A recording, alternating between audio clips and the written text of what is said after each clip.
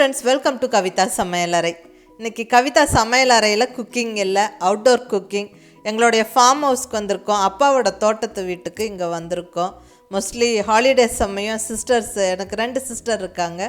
Sisters எல்லோரும் ஒன்று சேர்ந்து இங்கே வந்து தங்குவோம், சமைச்சு சாப்பிட்டு ஜாலியாக என்ஜாய் பண்ணிட்டு போவோம். இந்த தடவை பெரிய சிஸ்டர் வரல, ரொம்ப மிஸ் பண்ணணும். உங்களில் நிறையா பேருக்கு தெரியும், queen B paradise Tamil channel Sumitha வந்து என்னோடய சிஸ்டர். ஸோ இன்றைக்கி அவங்களும் நானும் சேர்ந்து தான் நல்ல ஒரு பிரியாணி செய்கிறோம். அதுவும் நல்ல ஒரு 10-12 பேர் சாப்பிட்ற அளவுக்கு நல்ல விறகடுப்பில் தம் போட்டு ஒரு பர்ஃபெக்ட் தம் பிரியாணி செய்கிறோங்க. ஸோ எப்பவும் நல்ல விறகடுப்பில் பிரியாணி நல்லா பர்ஃபெக்டாக குக் பண்ணி எடுத்தால் ரொம்ப நல்லாயிருக்கும். அது அந்த தம் பிரியாணி அந்த மேலே தணல் போட்டு பர்ஃபெக்டாக அது குக் பண்ணி எடுக்கும்போது செம்ம வாசனையாக செம்ம டேஸ்ட்டாக இருக்கும். ஸோ இன்றைக்கும் ரொம்ப நல்லா இருந்தது. நாங்கள் எல்லோரும் ரொம்ப என்ஜாய் பண்ணணும். ஸோ அந்த ரெசிப்பியை உங்களோட ஷேர் பண்ணிக்கிறோம். ஸோ வாங்க பார்க்கலாம்.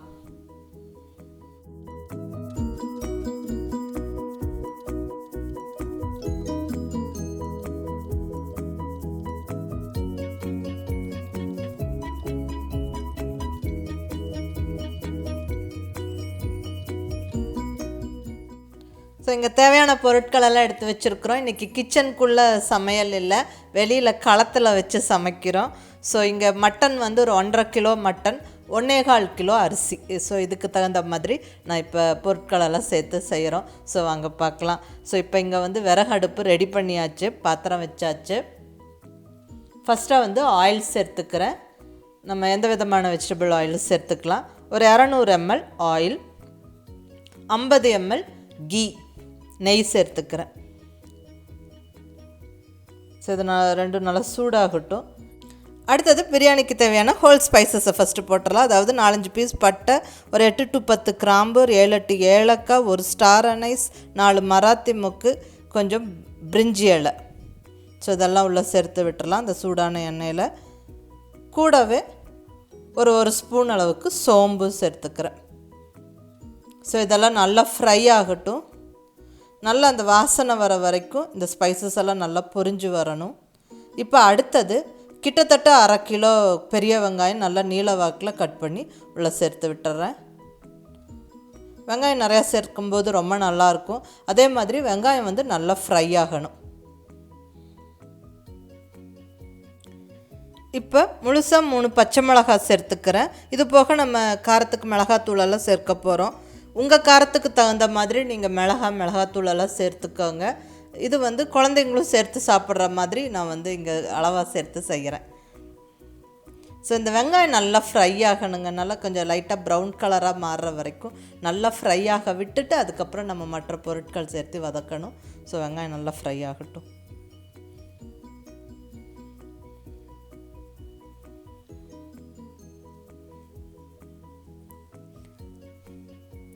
ஸோ ஆல்மோஸ்ட் ஓரளவுக்கு வெங்காயம் வதங்கிருச்சு. இப்போ இஞ்சி பூண்டு விழுது சேர்த்துக்கலாம். கிட்டத்தட்ட 100 கிராம் இஞ்சி பூண்டு விழுது, சம அளவு பூண்டு இஞ்சி சேர்த்து அரைச்ச இஞ்சி பூண்டு விழுது. கிட்டத்தட்ட ஒரு 100 கிராம் அளவுக்கு இப்போ சேர்த்தாச்சு. இது நல்ல பச்சை வாசனை போகிற வரைக்கும் நல்லா வதக்கி விடணும். அந்த ரா ஃப்ளேவர் போய் நல்ல வாசனை வர வரைக்கும் நல்லா வதக்கி விடணும்.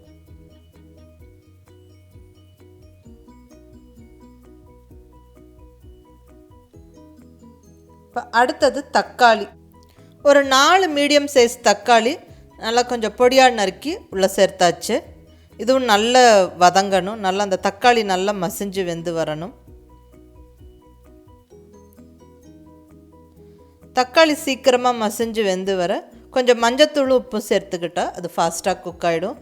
ஸோ நல்லா ஒரு டேபிள் ஸ்பூனுக்கு மஞ்சத்தூள் சேர்த்துட்டேன்.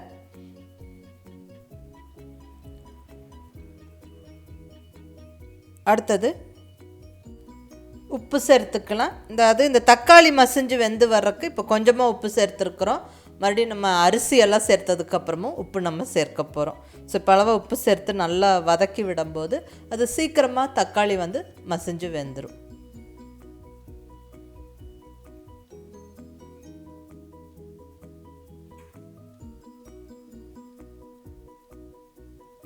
அவ்வளோதான், தக்காளி வந்து நல்லா மசிஞ்சு வெந்தாச்சு. இப்போ நம்ம மட்டன் சேர்த்துக்கலாம். நல்லா மட்டன் 1.5 கிலோ மட்டன் நல்லா கழுவி சுத்தப்படுத்தி வச்ச மட்டனை தண்ணியெல்லாம் சுத்தமாக இல்லாமல் வடித்து சேர்த்து விட்டாச்சு. ஸோ இதை நல்லா கலந்து விட்டுறலாம்.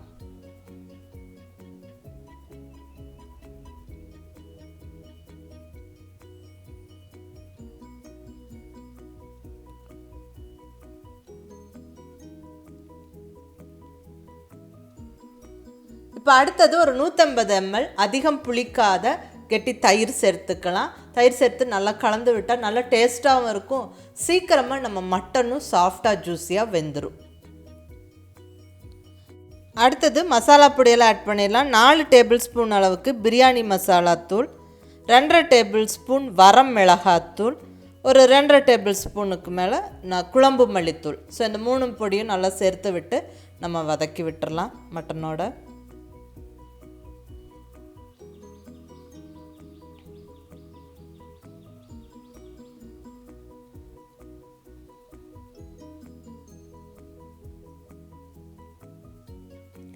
அடுத்தது புதினா கொத்தமல்லி, நல்ல ஒரு 2-3 கைப்பிடிக்கு புதினா, பொடியாக நறுக்கின கொத்தமல்லி அளவும் நல்லா 2-3 கைப்பிடி அளவுக்கு சேர்த்துக்கலாம்.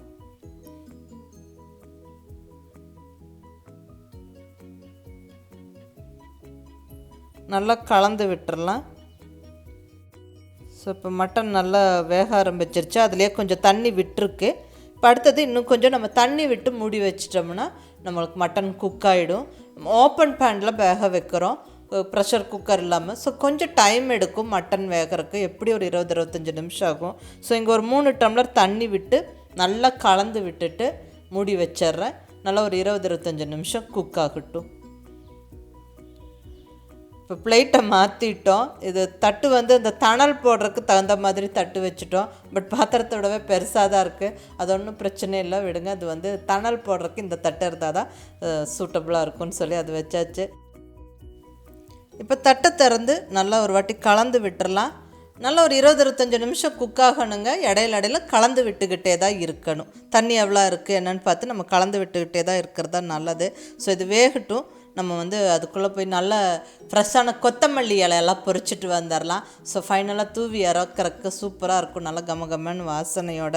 இது ஃப்ரெஷ்ஷாக எங்கள் தோட்டத்தில் விளையிற கொத்தமல்லி இலை ரொம்ப நல்லா வாசனையாக இருக்குது. இந்த வின்டர் சீசனுக்கு பனி காலத்துக்கு இந்த கொத்தமல்லி, அவரை, கொள்ளு, இந்த மாதிரி பயிர் வகைகளெல்லாம் வந்து நல்லா வளருங்க. அந்த ஈரப்பதத்துக்கே நல்லா வந்துடும் விதை போட்டு விட்டால். ஸோ சூப்பராக ஜம்முன்னு கொத்தமல்லி இலை நல்லா வளர்ந்துருக்கு.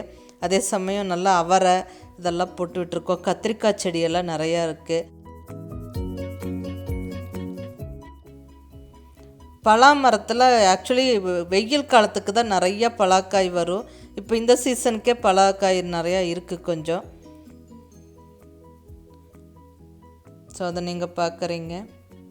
இது வந்து ஆலுவேரா, சோத்து கற்றாழை, ஹை மெடிசினல் வேல்யூ நிறைந்த ஒரு செடி. இது அங்கங்கே இருக்குது. வீட்டுக்கு முன்னாடி இருக்கிற பூச்செடி, கத்திரிக்காய் செடிகள் நிறையா இருக்குது.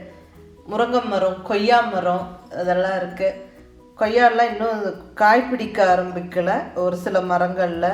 அதே மாதிரி இப்போ வந்து சப்போட்டா சீசன் ஸ்டார்ட் ஆகிடுச்சு, நிறையா பிஞ்சு வந்திருக்கு. அதே போல் எலுமிச்சஞ்செடியிலையும் நிறையா பிஞ்சு வந்திருக்கு.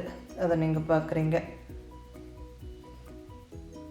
ஸோ ஓரளவு பார்த்தாச்சு.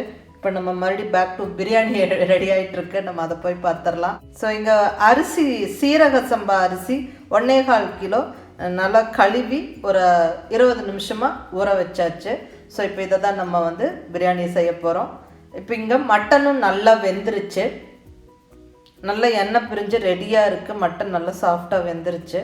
ஸோ இனி நம்ம தண்ணி ஆட் பண்ணிவிட்டு அரிசியை சேர்த்து விட்டுறலாம். அதுக்கு முன்னாடி நல்லா கிளறி விட்டுறலாம். தண்ணியோட அளவு 1 கப்பு சீரக சம்பா ரைஸுக்கு 2 கப்பு தண்ணி. இங்கே 1.25 கிலோ சீரக சம்பா ரைஸ் எடுத்திருக்கிறேன். அதாவது டம்ளர் அளவில் 6 டம்ளர் வந்தது. ஸோ அதுக்கு தகுந்த மாதிரி அதோட டபுள் மடங்கு தண்ணி எடுத்துக்கிட்டேன். ஸோ இங்கே தண்ணி ஊற்றி கொஞ்சம் தண்ணி கொதிக்க ஆரம்பிக்கும் போது நம்ம வந்து ரைஸை சேர்த்துக்கலாம். ஸோ தண்ணி கொதிக்க ஆரம்பித்ததுக்கப்புறம் ரைஸ் எடுத்துக்கலாம்.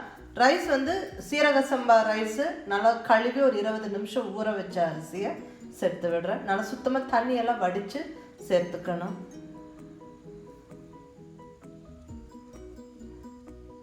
ஸோ அவ்வளோதான், ரைஸ் சேர்த்தாச்சு. நீ நல்லா ஒரு வாட்டி எல்லாம் கலந்து விட்டுறலாம்.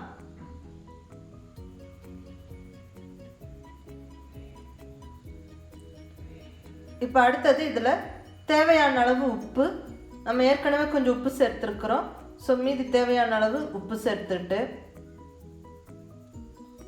நல்லா ஒரு 2 கைப்பிடிக்கு கொத்தமல்லி இலை, பொடியான இருக்கிற கொத்தமல்லி இலை, ஒரு 1/4 கப்புக்கு நெய், ஒரு எலுமிச்சம்பழத்தோட சாறு. இந்த எலுமிச்சம்பழ சாறு நல்லா சாதம் உதிரி உதிரியாக வர்றதுக்கு ஹெல்ப்ஃபுல்லாக இருக்கும். ஸோ எல்லா இன்க்ரீடியன்ஸும் சேர்த்தாச்சு. நீ அவ்வளோதான், நம்ம நல்லா கலந்து விட்டுட்டு தட்டு வச்சு மூடி வச்சிடலாம். மறுபடியும் 2-3 நிமிஷம் கழித்து ஓப்பன் பண்ணி நல்லா கிளறி விட்டு உப்பு காரெல்லாம் செக் பண்ணிவிட்டு தட்டு போட்டு மூடி வச்சிடலாம். ஒரு 5 நிமிஷம் வேகட்டும்.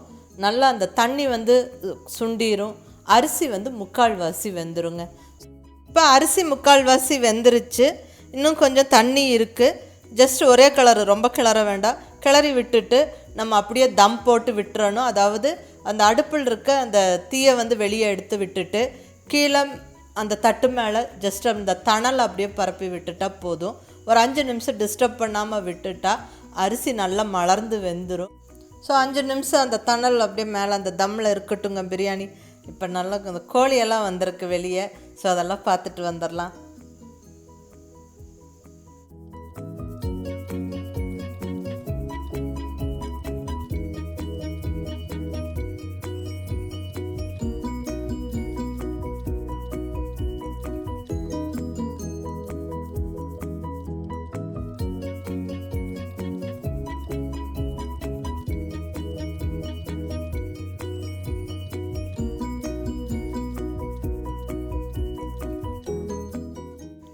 இப்போ நல்லா ஒரு 5-6 நிமிஷம் ஆயிடுச்சு. கண்டிப்பாக நம்ம பிரியாணி பர்ஃபெக்டாக ரெடியாக இருக்கும். ஸோ நம்ம ஓப்பன் பண்ணி பார்த்துடலாம்.